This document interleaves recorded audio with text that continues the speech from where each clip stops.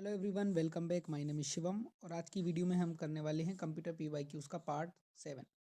अभी तक 6 पार्ट हम कंप्लीट कर चुके हैं। अगर आपने वो अभी तक नहीं देखे हैं तो नीचे लिंक है डिस्क्रिप्शन में, आप उस लिंक के थ्रू प्लेलिस्ट को देख लीजिए, क्योंकि वो सबसे इंपॉर्टेंट 6 वीडियोज़ हैं और ऑलमोस्ट 15 प्लस क्वेश्चंस तो केवल उन्हीं 6 वीडियोज़ से सॉल्व हो जाएंगे।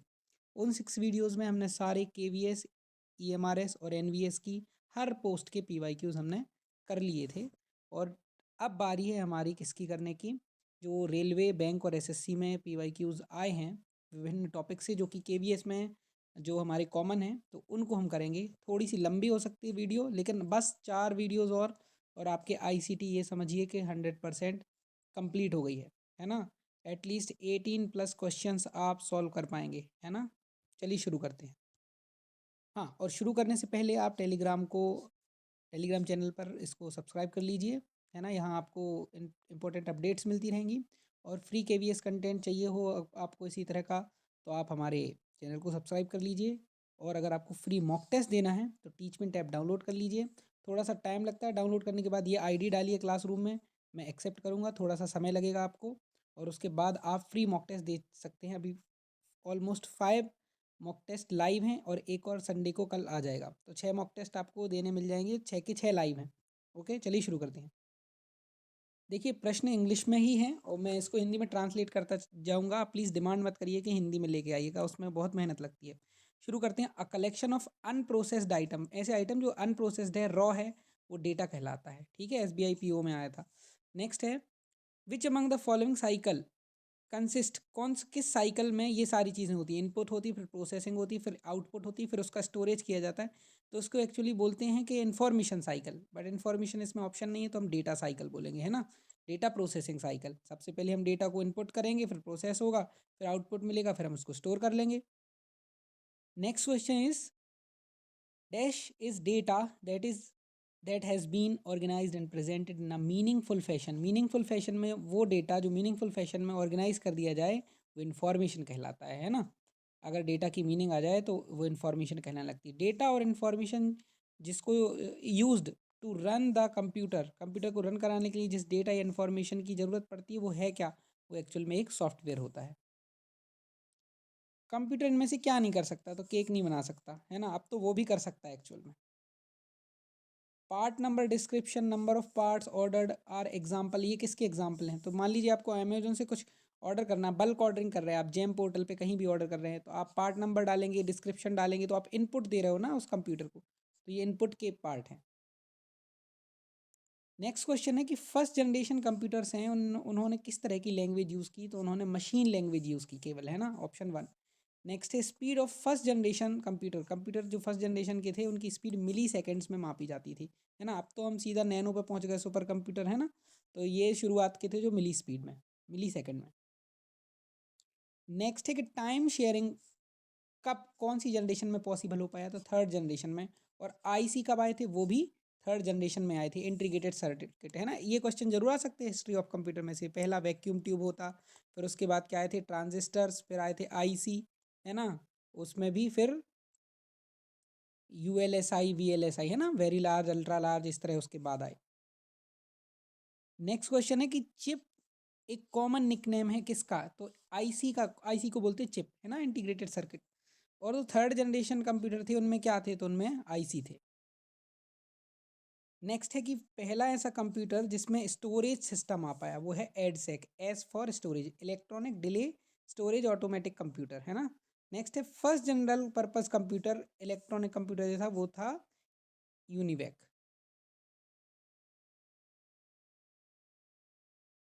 वैसे ये जो ऑप्शन है मुझे इसमें गलत लग रहा है, इसका सही आंसर होना चाहिए ENIAC। ENIAC पहला जनरल पर्पस कंप्यूटर था, है ना। उसके बाद बना था यूनिवेक, वर्ल्ड वॉर 2 के टाइम पे बनाया हुआ था, है ना।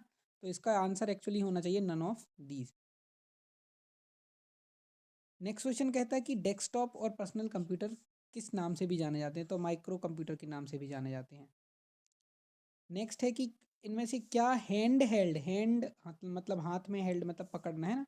तो ऐसा कौन सी डिवाइसेज हैं, है ना, जिसमें hand held operating system use हो रहा है? तो PDA एक्चुअली, है ना, personal digital assistant, Alexa type के। Which of the following generally costlier, कौन ज़्यादा महंगा है इनमें से? तो सबसे ज़्यादा तो सुपर कंप्यूटर महंगा हो, लेकिन मेन फ्रेम उसके बाद, है ना। हाइब्रिड कंप्यूटर क्या होता है? तो हाइब्रिड कंप्यूटर वो है जिसमें एनालॉग और डिजिटल कंप्यूटर दोनों के गुण हो, है ना, दोनों की प्रॉपर्टीज़ हो। यहाँ मैंने आंसर्स भी दिए हैं, बट इनमें से थोड़ा सा गलती से 1-2 प्रश्न मिस हो गए, तो ये आपको प्रॉब्लम देंगे। तो मैं इसको अपडेट करके आपके साथ थोड़ी देर बाद शेयर करूँगा इस पीडीएफ को। नेक्स्ट क्वेश्चन है, which of the following is metal और plastic case that holds all the physical parts of the computer? मतलब वो मेटल या प्लास्टिक का केस जो कि कंप्यूटर के फिजिकल पार्ट्स को होल्ड करता है, वो कहलाता है सिस्टम यूनिट एक्चुअल में, है ना। उसको सिस्टम यूनिट कहते हैं, और वही जो होता है सिस्टम यूनिट ही वो कंपोनेंट है जो कि प्रोसेस करता है डेटा को। हम्म आई मीन कि जो कंपोनेंट डेटा को प्रोसेस करते हैं वो भी कहाँ लोकेटेड होते हैं? सिस्टम यूनिट में लोकेटेड होते हैं, ठीक है। नेक्स्ट क्वेश्चन क्या कह रहा है कि विच ऑफ द फॉलोइंग, इनमें से क्या रिस्पॉन्सिबल नहीं है कंप्यूटर के परफॉर्मेंस के लिए, है ना। तो कंप्यूटर के परफॉर्मेंस के लिए क्या रिस्पॉन्सिबल नहीं है? तो देखो, प्रोसेसर की क्लॉक स्पीड बहुत इंपॉर्टेंट है। आप अगर मोबाइल भी लेते हो तो उसमें भी देखते हैं, है ना। कोर्स ऑक्टा कोर है, क्वाड कोर है, हेक्सा कोर है ना। मेमोरी ज़रूरी है, और फॉर्मेट भाई, अगर फॉर्मेट अलग होगा तो कैसे यूज़ कर पाओगे। लेकिन number of keys in the keyboard ये परफॉर्मेंस को उतना जो है उसके लिए उतना रिस्पॉन्सिबल नहीं है कंप्यूटर की परफॉर्मेंस के लिए, है ना। नेक्स्ट सीपीयू में क्या होता है? सीयू होता कंट्रोल यूनिट, एमयू होता मेमोरी यूनिट, और उसके अलावा क्या होता? Arithmetical logical unit, ALU.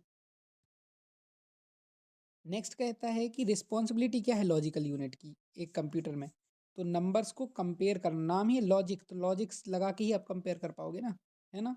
Next है कि कौन सी यूनिट है कंप्यूटर की जो हेल्प करती है कम्युनिकेशन बनाने में, है ना, बिटवीन मेमोरी यूनिट और एएलयू, अर्थमेटिक लॉजिकल यूनिट।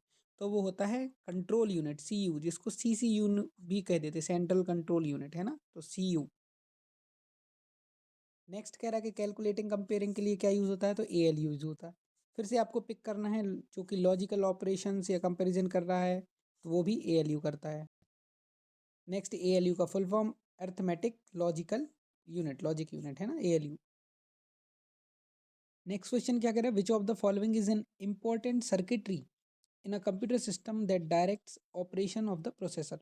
तो किसी सर्किटरी में मतलब इनमें से कौन सा इंपॉर्टेंट सर्किटरी है कंप्यूटर सिस्टम में जो कि ऑपरेशन को डायरेक्ट करता है प्रोसेसर के? वो क्या है? कंट्रोल यूनिट है।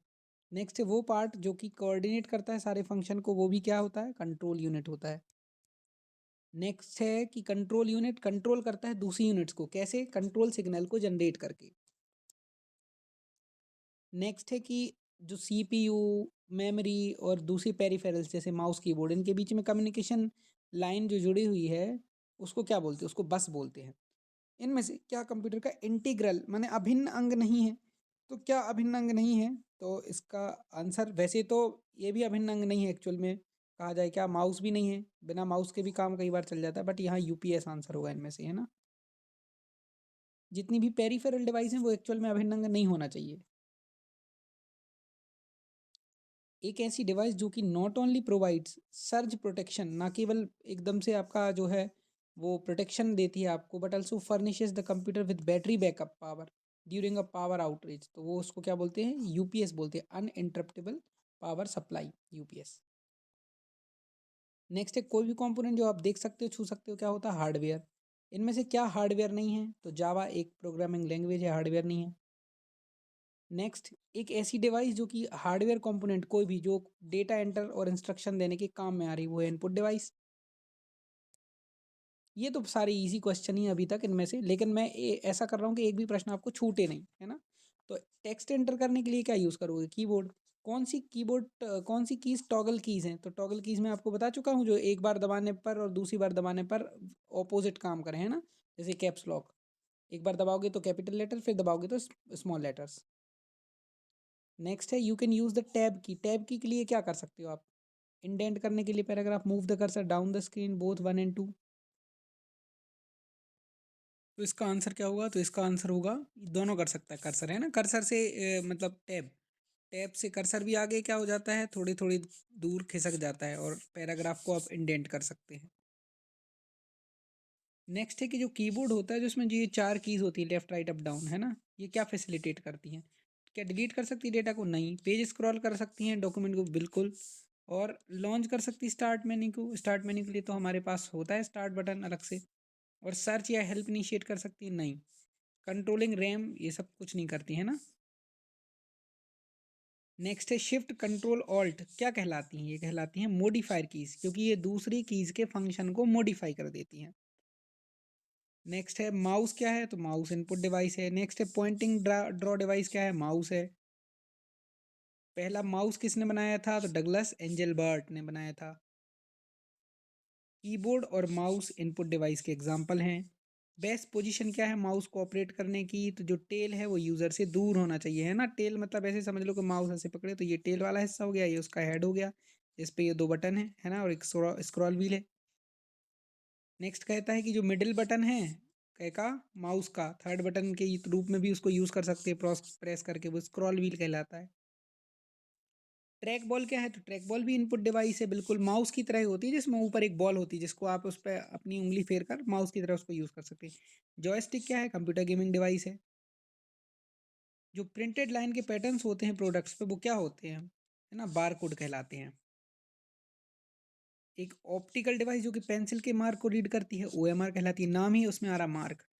ओसीआर से हम क्या जनरेट कर सकते हैं? सब कुछ जनरेट कर सकते हैं इनमें से।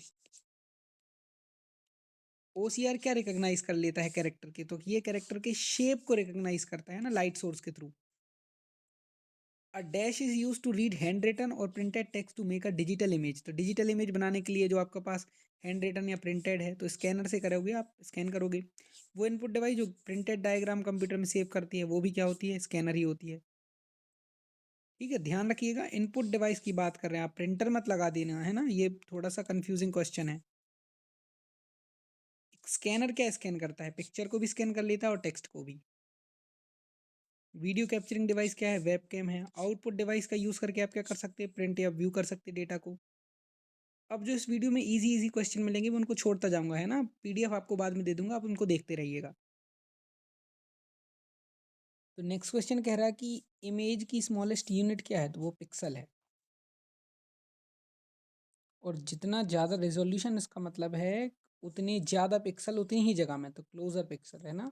सीआरटी मतलब कैथोड रे ट्यूब, पहले वही आते थे ना स्क्रीन के लिए, इस तरह से कॉनिकल शेप के होते थे। नेक्स्ट सीआरटी में क्या होता है? एक वैक्यूम ट्यूब होता है। जो सीआरटी है उसमें स्कैनिंग जिस रेट से होती है, रिपीट होती है, उसको क्या बोलती है? Refresh rate.